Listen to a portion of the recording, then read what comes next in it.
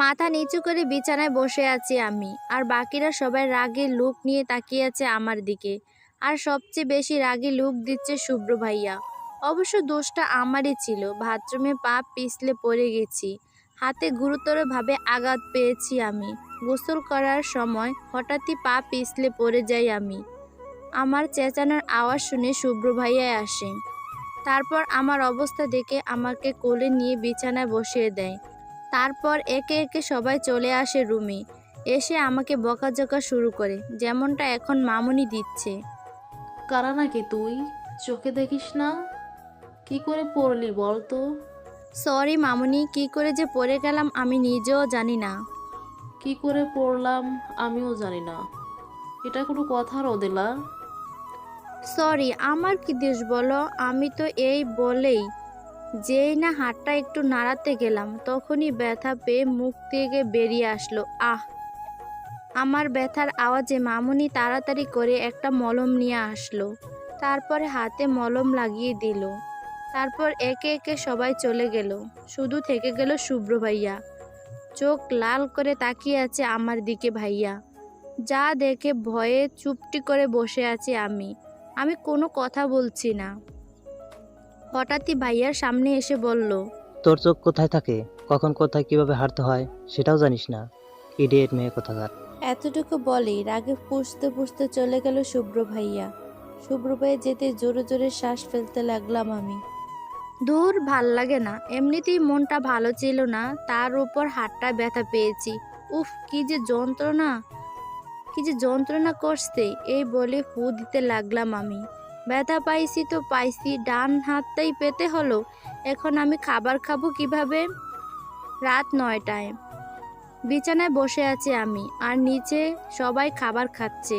অবশ্য মামুনি বলে গেছে সবাইকে খাইয়ে দিয়ে আমার জন্য খাবার নিয়ে আসবে, সেজন্য অপেক্ষায় বসে আছি আমি। হাতের ব্যথার কারণে আমাকে নিচে যেতে বারণ করছে মামুনি। ধুর, এই মুহূর্তে নিজের প্রতি নিজেরই রাগ হচ্ছে আমার। কি করে যে পড়ে গেলাম বুঝতেই পারিনি। এদিকে খিদায় পেয়েছে খুব।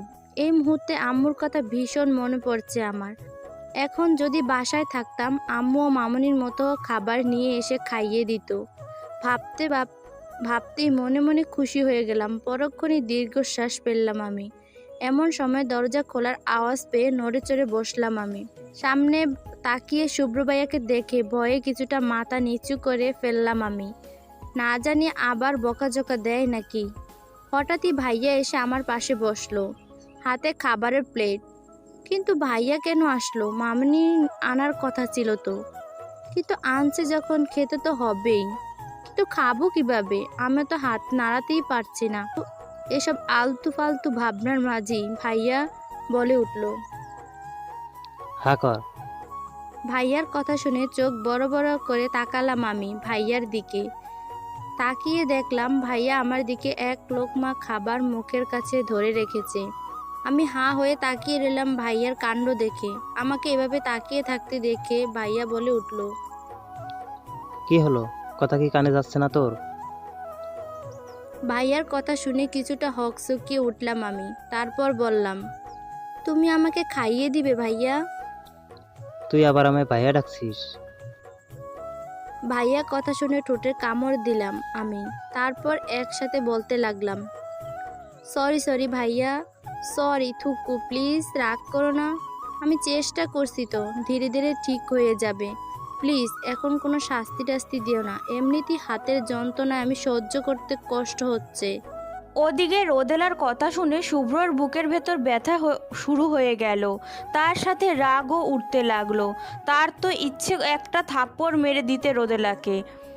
তারপর যথাসম্ভব নিজের রাগকে কন্ট্রোল করে বলে উঠল সে, ব্যথা তো করবেই। ওই রকম পাগলের মতো কাজ করলে তো ব্যথা পাবি। না জানি কিভাবে পড়ে গেছিস তুই। যা হয়েছে ভালো হয়েছে, ইডিয়েট মেয়ে। আমি পাগল, সাথে স্টুপিড মনে মনে। কি হলো, চুপ কেন? আর এত কথা শুনতে চাইনি। মা বললো তোকে খাইয়ে দিতে, তাই খাবার খাইয়ে দিচ্ছি। এত কথা কেন বলছিস তুই? তাড়াতাড়ি হা কর। ভাইয়ার ধমক শুনে তাড়াতাড়ি করে খাবার খেতে লাগলাম আমি।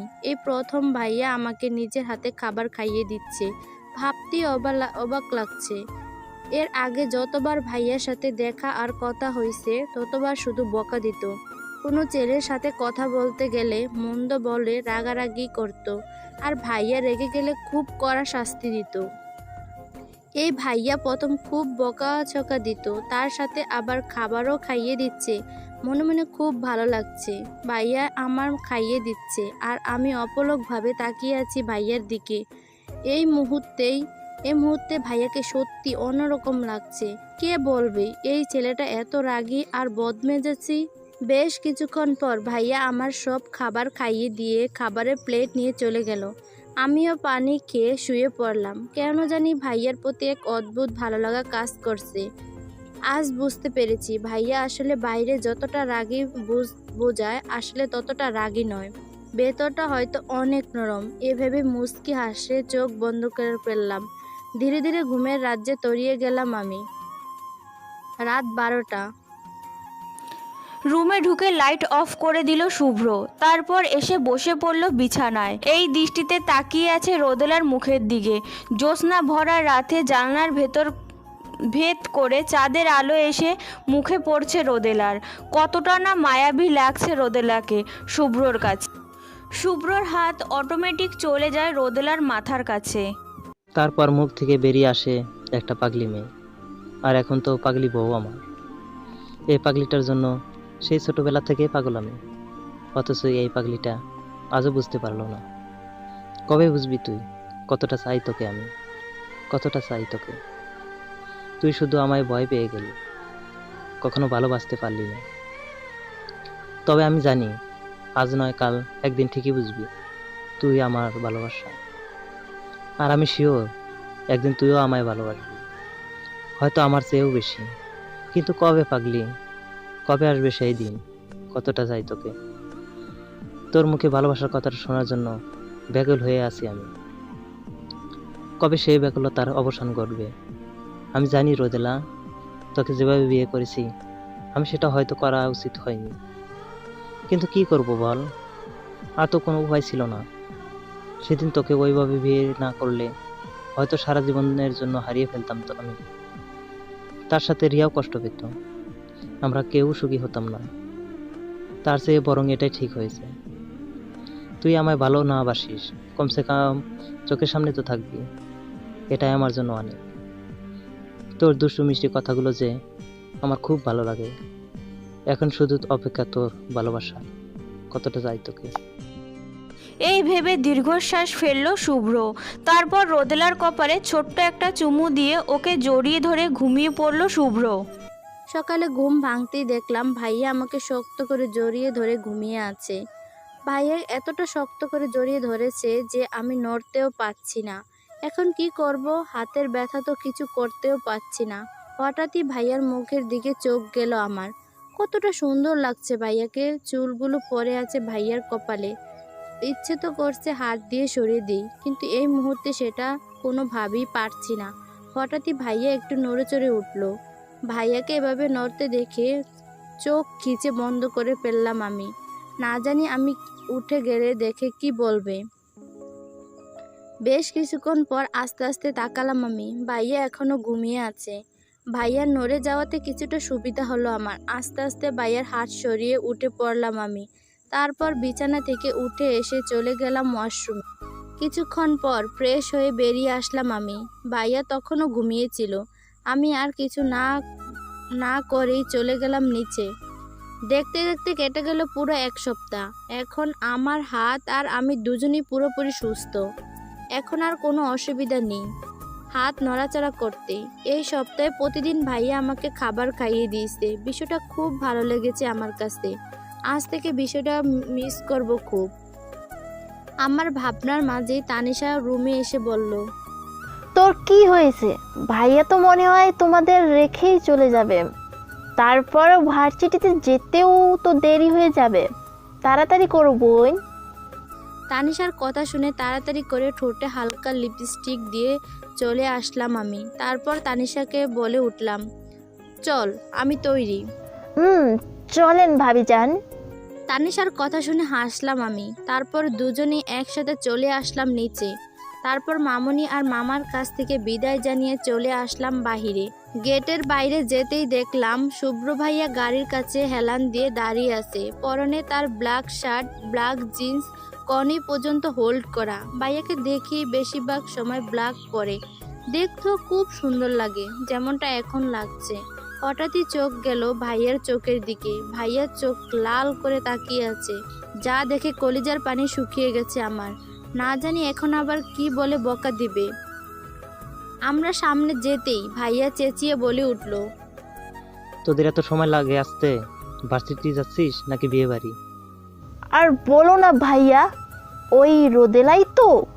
এতটুকু বলেই তানিশার পায়ে পাড়া দিলাম আমি। সাথে সাথে তানিশা আহ বলে চেঁচিয়ে উঠল। শুভ্র ভাইয়া হয়তো বুঝতে পেরেছে ঘটনাটা কি, তাই আর তেমন কিচ্ছু না বলে শুধু বলল, ঠিক আছে, এখন চল, তাড়াতাড়ি তোদের ভার্সিটি দিয়ে আমি অফিসে যাব। ভাইয়ার কথা শুনে আমরা দুজনেই একসাথে পিছনের সিটে বসতে গেলাম। ভাইয়া বলে উঠল, এই তোদের কি আমাকে তোদের ড্রাইভার মনে হচ্ছে? একজন সামনে বস। এই বলে ভাইয়া ড্রাইভারের সিটে বসে পড়ল। আমি তানিশার হাতে খোঁচা মেরে বললাম, তুই গিয়ে বস। আমি পারবো না, তুই বস। বস না বোন। না মানে না। এমন সময় ভাইয়া চেঁচিয়ে বলল, তোরা কি বসবি নাকি তোদের রেখে চলে যাব? ভাইয়ার চেঁচানোর আওয়াজে আমি আর কিছু না বলে তাড়াতাড়ি গিয়ে বসে পড়লাম ভাইয়ার সামনের সিটে, আর তানিশা পিছনে। আমরা বসতেই ভাইয়া গাড়ি চালানো শুরু করলো।